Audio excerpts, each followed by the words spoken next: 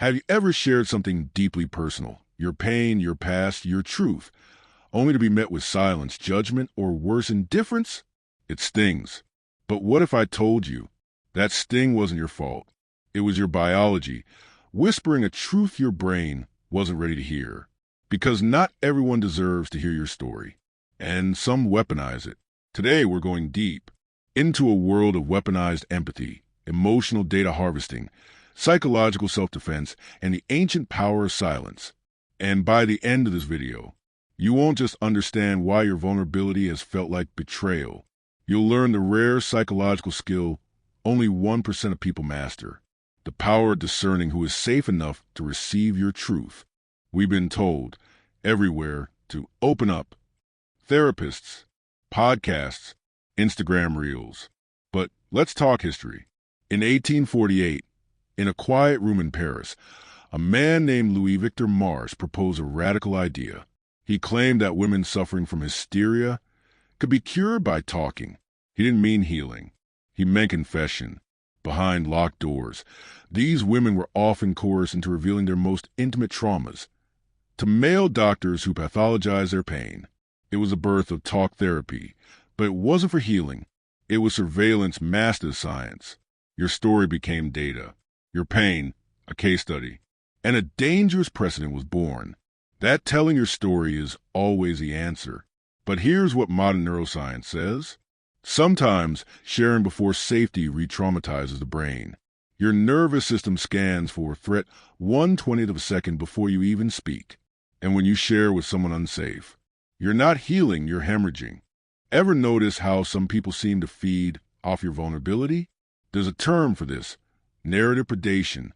It's when someone unconsciously or consciously extracts your personal story for power. This isn't just manipulation. It's an instinct deeply rooted in mimetic desire, a theory by French polymath René Girard. Girard believed we imitate not just behavior, but desire. We crave what others crave, status, attention, intimacy. And the more pain you reveal, the more others project themselves onto your narrative, not out of empathy, out of ego. What starts as you being vulnerable turns into, oh, yeah, I went through something just like that, or worse. Are you sure it was that bad?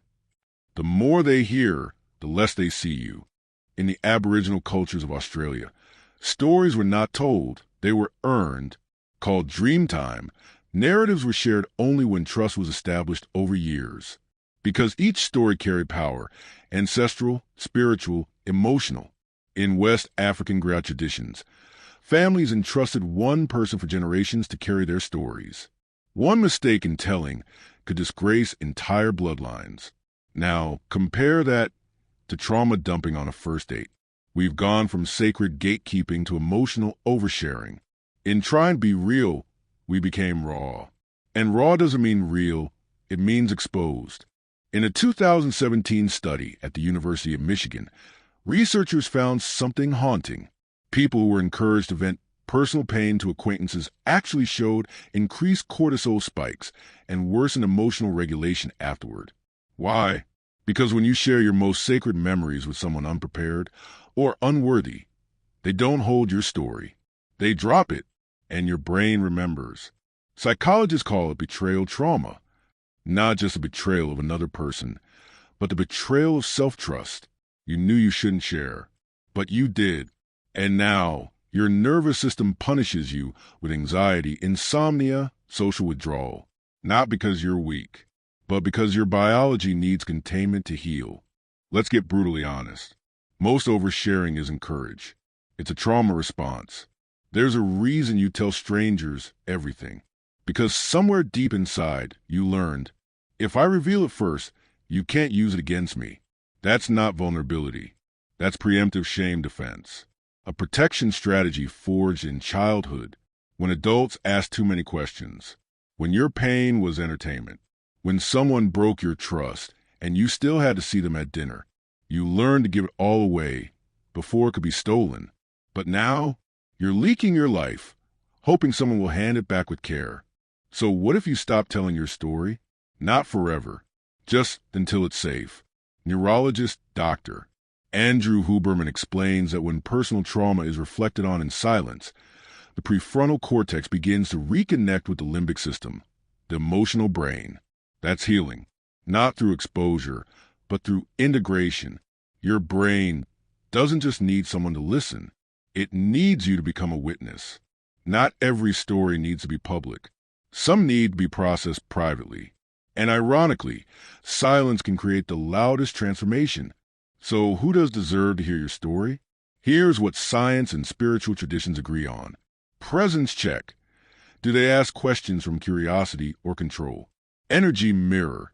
Do you feel more grounded or more drained after sharing? Respect for mystery. Do they listen without needing to solve or fix? Time-tested trust. Have they kept small secrets before you hand them big ones? If someone can't hold space for your awkward silence, they can't hold space for your sacred truth. Not everyone deserves to hear your story, because your story is sacred. It's not content. It's not currency. It's not confession. It's a ceremony that begins with you. So the next time you feel that aching urge to spill your truth to someone new, pause and ask, is this person a container or a colander? Because if they can't hold you, you don't owe them a single word. If this stirred something inside you, don't just let it sit. Share it with someone who has earned your story. Drop a comment below. What moment taught you that not everyone deserves to hear your truth? Like, subscribe, and remember, your silence isn't your weakness. It's your wisdom.